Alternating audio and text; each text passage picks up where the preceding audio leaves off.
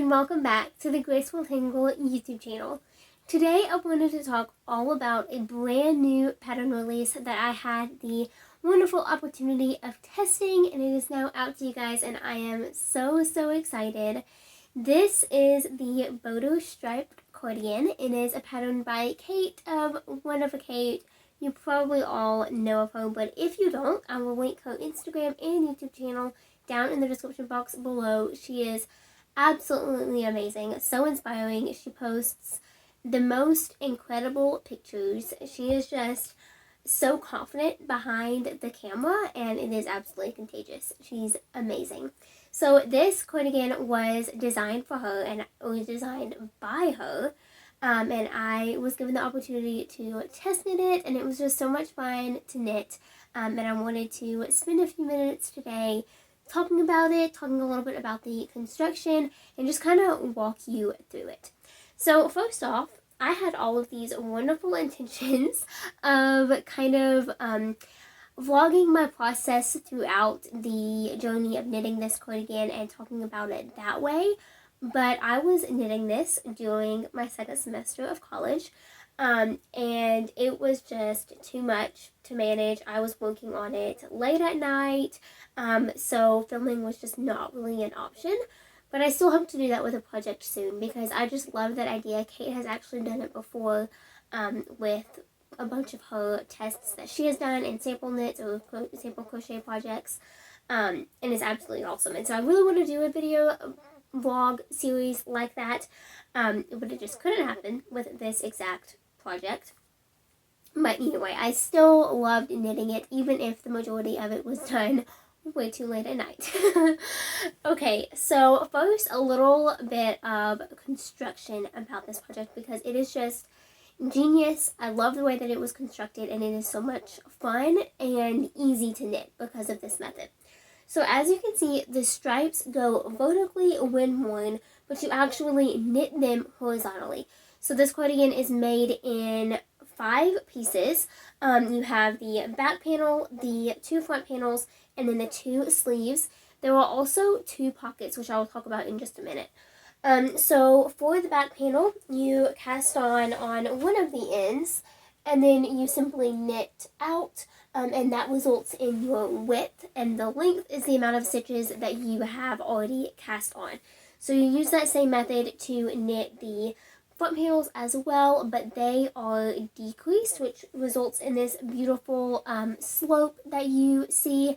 It is knit in stockinette, and it does have an accord border as well, so it does curl a little bit on itself, but it really just goes along with the whole aesthetic of the piece, and so I really think it works for this project. And then the sleeves are knit the same way, and then they are sewn using a 3-needle bind off at the end, which is just a genius way of connecting them. It's so much easier than seaming all the way across, so I really love that she included that method. And then the ends are just rolled up, which really helps with stockinette. It helps kind of encourage the curling and make it look nice rather than just having it at the end and letting it curl but not really looking so great. I just think it really works for this project. And I also love that you can kind of see the wrong side. I really like that little design element because it kind of also goes along with the sides. Like if I were to aggressively block this project, I might be able to get it to lay a little bit flat. But just because of the way that it fits me, it wants to be more open. It's designed to be an open front cardigan, so it's not meant to be closed all the way down. Technically it could if need be, but I personally don't love that style anyway. I like them to be more open. You can see my shirt is sticking to me now, but I like it to be more open. So I think that it really works with this design. And of course, it also really goes with the fact that we are in summer or spring or summer now. So it works perfectly for the time of year as well. So the yarn that I used the same yarn that is recommended in the pattern, which is Lion Brand Pima Cotton. Here is what a new ball looks like. This was my first time using this yarn, and I loved it so much. I'm so excited to use it again. I have a few balls left over, and I'm just waiting for the perfect project to kind of come to mind because I'm so excited to use it again. It is so soft. I had no splitting issues. I know it's going to last a while because it's cotton. It's washable because it's cotton, but it's pure cotton, so it's so much softer than, say, Lily's Peaches and Cream or Sugar and Cream or something along those lines, which means that you have the cotton factor, but you have the softness which you always want in handmade garments. So it really, really works well. I actually used the same colors that Kate used for her sample. It honestly was not intentional. I purchased this yarn online, not on a whim. I bought it purposely for this yarn, for this project, but definitely I was on a time crunch, and so I had to get it from, the quickest place I could, which in this case was actually Walmart.com. And it came pretty quickly. It came sooner than was expected, which was really nice because that was a whole nother story in and of itself. But I got these two colors because I wanted to ensure that I had really stark contrast between color A and color B.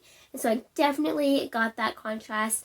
Again, it's the same colors that Kate used in her sample, which is just funny. I did not plan it that way, but it's always so fun when something like that happens. This was a secret test, and so I saw the picture of when she first announced that she was looking for testers on Instagram, and it was like a flat lay of the project. So I saw her colors then, but that was about it. We saw very few pictures throughout the test, just because it was secret. We couldn't talk about it, and that's always really exciting because it kind of builds up the anticipation and the expectations of the tester, but also the designer themselves. It's always so fun to just be able to have it be a huge surprise, but it's also really hard to keep it a secret because something like this is always so exciting, especially for Kate, and you'll have to kind of tune into her Instagram page and YouTube channel for more information on why this design is so exciting for her, but it's a really awesome opportunity, and I'm so happy for her. So the specific colors that I used, this blue is called Dragonfly, and then the grayish white is called Stone. It's not really a white, it's definitely like a light dove heather gray. I think it blends so beautifully with this blue. I also got this color, and I love all three of them together. This is the colorway Rose Taupe, and I just love these three together. I decided to go with exactly what the pattern said and just use two colors for this specific project, but I think it would look so beautiful if you used three. And it would be really easy to modify the pattern to accommodate for three as well. I think, I might be mistaken, but I'm pretty sure one of the testers actually used three colors and it worked well. So there's so many ways you can incorporate more colors into this project. But again, I wanted to stick with what was exactly called for in the pattern, and that way I just used two colors. I also really like this combination. I just dropped the ball of yarn, but I also really liked this combination. So I think that would be super cute as well. So I use these two. I think these two would be really beautiful as well. I thought this would match more of my clothes. So like, for example, I wouldn't wear this color with this shirt. So, I don't know, just a little bit of a note there, I suppose. Always think about what's in your wardrobe when you're choosing colors, especially for something like cardigans. For like a pullover sweater, it doesn't matter as much because you can just throw it over a pair of jeans or leggings and it'll match just about anything because, it doesn't really have to match anything. But for cardigans, you have to account for the fact that you're going to need something under it, whether that's a tank top, another shirt, whatever the case may be. And so I always like to keep that in mind when I'm choosing colors for a project and go by what shirt colors I have and often wear. So I absolutely loved making this cardigan. I'm so grateful to Kate for giving me the opportunity to test knit it for her. I can't recommend the pattern enough. I'm going to link it down below in the description box, so be sure to check it out. I'm also going to insert a bunch of pictures of this cardigan on me so that you can kind of see how it fits. But note that nobody and everybody is different, and that is what's beautiful about humans as a whole. So it's going to look good on everybody. Don't judge what it's going to look like based on how it fits on me. Go by what you know and what you love and knit it according to that. Thank you so much for watching. Enjoy the pictures coming up and be sure to check out this pattern. I'll see you all next time. Bye.